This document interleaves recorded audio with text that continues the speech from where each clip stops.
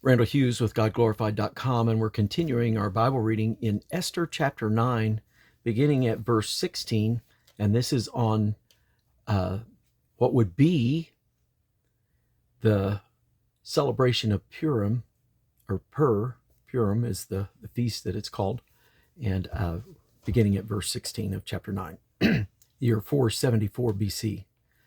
But the other Jews that were in the king's provinces gathered themselves together and stood for their lives, and had rest from their enemies, and slew of their foes 75,000. But they laid not their hands on the prey. On the 13th day of the month Adar, and on the 14th day of the same, rested they, and made it a day of feasting and gladness. But the Jews that were at Shushan assembled together on the 13th day thereof, and on the 14th day thereof, and on the 15th day of the same, they rested, and made it a day of feasting and gladness. Therefore the Jews of the villages that dwelt in the unwalled towns made the 14th day of the month Adar a day of gladness and feasting, and a good day, and of sending portions one to another. And Mordecai wrote these things, and sent letters unto all the Jews that were in all the provinces of the king Ahasuerus, both nigh and far, to establish this among them, that they should keep the 14th day of the month Adar, and the 15th day of the same, yearly, as the days wherein the Jews rested from their enemies, and the month which was turned unto them from sorrow to joy, and from mourning into a good day. And they should make them days of feasting and joy, and of sending portions one to another, and gifts to the poor. And the Jews undertook to do as they had begun, and as Mordecai had written unto them, because Haman, the son of Hammedatha, the Agagite, the enemy of all the Jews, had devised against the Jews to destroy them, and to cast pur, that is, the lot, to consume them and to destroy them. But when Esther came before the king, he commanded by letters that his wicked device, which he devised against the Jews, should return upon his own head, and that he and his sons should be hanged on the gallows. Wherefore they called these days Purim, after the name of Pur. Therefore, for all the words of this letter, and of that which they had seen concerning this matter, and which had come unto them, the Jews ordained and took unto them, and upon their seed, upon all such as joined themselves unto them, so as it would not fail, that they should keep these 2 days according to their writing, and according to their appointed time, every year. And that these days should be remembered and kept throughout every generation, every family, every province, and every city, and that these days of Purim should not fail from among the Jews, nor the memorial of them perish from their seed. Then Esther the queen, the daughter of Abihail, and Mordecai the Jew, wrote with all authority to confirm this second letter of Purim. And he sent the letter unto all the Jews to the 127 provinces of the kingdom of Ahasuerus, with words of peace and truth, to confirm these days of Purim in their times appointed, according to Mordecai the Jew and Esther the queen had enjoined them, and as they had decreed for themselves and for their seed, the matters of the fastings and their cry. And the decree of Esther confirmed these matters of Purim, and it was written in the book. Chapter 10. And the king Ahasuerus laid a tribute upon the land and upon the isles of the sea, and all the acts of his power and of his might, and the declaration of the greatness of Mordecai, whereunto the king advanced him, are they not written in the book of the Chronicles of the kings of Media and Persia? For Mordecai the Jew was next unto King Ahasuerus, and great among the Jews, and accepted of the multitude of his brethren, seeking the wealth of his people, and speaking peace to all his seed. And now we jump to Ezra chapter 7, verse 11.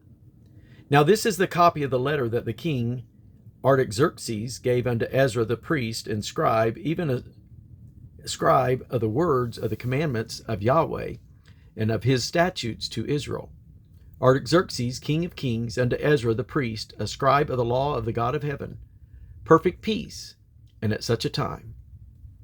I make a decree that all they of the people of Israel, and of his priests and Levites in my realm, which are minded of their own free will to go up to Jerusalem, go with thee. Forasmuch as thou art sent of the king and of his 7 counselors to inquire concerning Judah and Jerusalem, according to the law of thy God which is in thine hand, and to carry the silver and the gold which the king and his counselors have freely offered unto the God of Israel, whose habitation is in Jerusalem, and all the silver and gold that thou canst find in all the province of Babylon, with the freewill offering of the people and of the priest, offering willingly for the house of their God, which is in Jerusalem. That thou mayest buy speedily with this money bullocks, rams, lambs, with their meat offerings and their drink offerings, and offer them upon the altar of the house of your God, which is in Jerusalem. And whatsoever shall seem good to thee and to thy brethren, to do with the rest of the silver and the gold, that do after the will of your God. The vessels also that are given thee for the service of the house of thy God, those deliver thou before the God of Jerusalem. And whatsoever more shall be needful for the house of thy God, which thou shalt have occasion to bestow, bestow it out of the king's treasure house. And I, even Artaxerxes the king, do make a decree to all the treasurers which are beyond the river, that whatsoever Ezra the priest, the scribe of the law of the God of heaven, shall require of you, it be done speedily. Unto 100 talents in silver, and 100 measures of wheat, and to 100 baths of wine, and to 100 baths of oil, and salt without prescribing how much. Whatsoever is commanded by the God of heaven, let it be diligently done for the house of the God of heaven. For why should there be wrath against the realm of the king and his sons? Also we certify you, that touching any of the priests and Levites, singers, porters, Nethinims, or ministers of this house of God, it shall not be lawful to impose toll, tribute, or custom upon them. And thou, Ezra, after the wisdom of thy God, that is in thine hand, set magistrates and judges, which may judge all the people that are beyond the river, all such as know the laws of thy God, and teach ye them that know them not. And whosoever will not do the law of thy God, and the law of the king, let judgment be executed speedily upon him, whether it be unto death, or to banishment, or to confiscation of goods, or to imprisonment. Blessed be the Yahweh God of our fathers, which hath put such a thing as this in the king's heart, to beautify the house of Yahweh which is in Jerusalem, and hath extended mercy unto me before the king and his counselors, and before all the king's mighty princes. And I was strengthened as the hand of Yahweh my God was upon me. And I gathered together out of Israel chief men to go up with me. Ezra chapter 8. These are now the chief of their fathers, and this is the genealogy of them that went up with me from Babylon in the reign of Artaxerxes the king. Of the sons of Phinehas, Gershom. Of the sons of Ithamar, Daniel. Of the sons of David, Hattush.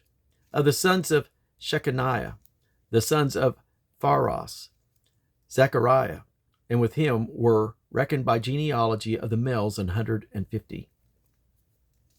Of the sons of Pahathamoab, Elihoniah, the son of Zerahiah, and with him 200 males. Of the sons of Shechaniah, the son of Jehaziel, and with him 300 males.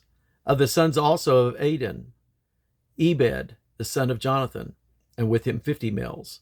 And of the sons of Elam, Jeshaliah, the son of Athaliah, and with him 70 males. And the sons of Shephatiah, Zebediah, the son of Michael, and with him 80 males. Of the sons of Joab, Obadiah, the son of Jehiel, and with him 218 males. Pardon me. Of the sons of Shelomith, the son of Josephiah, and with him 103 males. And of the sons of Bebiah, Zechariah, the son of Bebiah, and with him 28 males. And of the sons of Azgad, Johanan, the son of Hakatan, and with him 110 males. And of the last sons of Adoniakam, whose names are these: Eliphalet, Jeiel, and Shimei, and with them 80 males. Of the sons also of Bigvai, Uthiah, and Zabud, and with them 70 males. For upon the first day of the first month began he to go up from Babylon. On the first day of the 5th month came he to Jerusalem, according to the good hand of his God upon him. And that was chapter 7, verse 9. And now back to chapter 8, verse 15. And I gathered them together to the river that runneth to Haviah. And there abode we in tents 3 days. And I viewed the people and the priest, and found there none of the sons of Levi. Then sent I for Eleazar, for Ariel, and for Shimei, and Elnathan, and for Jerib, and for Elnathan, and for Nathan, and for Zechariah, and for Melshulam, chief men also for Joabrib, and for Elnathan, men of understanding. And I sent them with commandment unto Iddu, the chief of the place, Cassiphia. And I told them what they should say to Iddu and to his brethren, the Nethinims, at the place Cassiphia, that they should bring unto us ministers for the house of our God.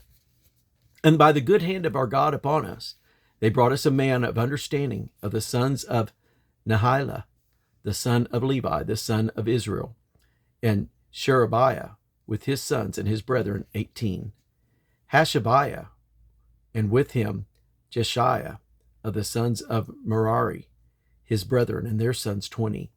And of the Nethinims, whom David and the princes had appointed for the service of the Levites, 220 Nethinims, all of them were expressed by name. Then I proclaimed a fast there at the river of Haviah, and they might afflict themselves before our God, to seek of him a right way for us, and for our little ones, and for all our substance. For I was ashamed to require of the king a band of soldiers and horsemen to help us against the enemy in the way, because we had spoken of the king, saying, The hand of our God is upon all them for good that seek him, but his power and his wrath is against all them that forsake him. So we fasted and besought our God for this, and he was entreated of us. Then I separated 12 of the chief of the priest, Sherebiah, Hashabiah, and 10 of their brethren with them, and weighed unto them the silver and the gold and the vessels, even the offering of the house of our God, which the king and his counselors and his lords and all Israel there present had offered.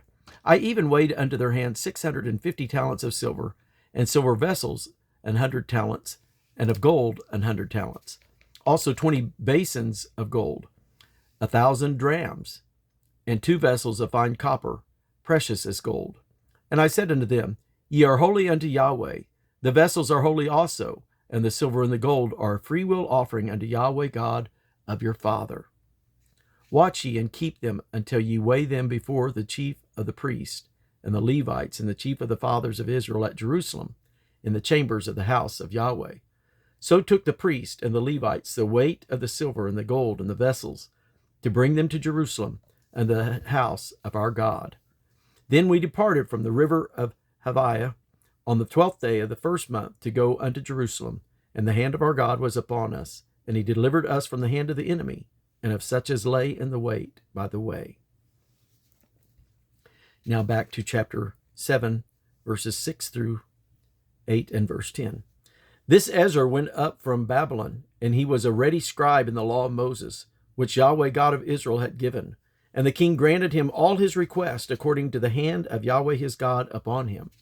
And there went up some of the children of Israel, and of the priests, and the Levites, and of the singers, and the porters, and the Nethinims, unto Jerusalem in the 7th year of Artaxerxes the king. And he came to Jerusalem in the 5th month, which was in the 7th year of the king. For Ezra had prepared his heart to seek the law of Yahweh, and to do it, and to teach in Israel the statutes and judgments. And I believe we're going to conclude there for our reading for today, for the 26th of September. God bless you.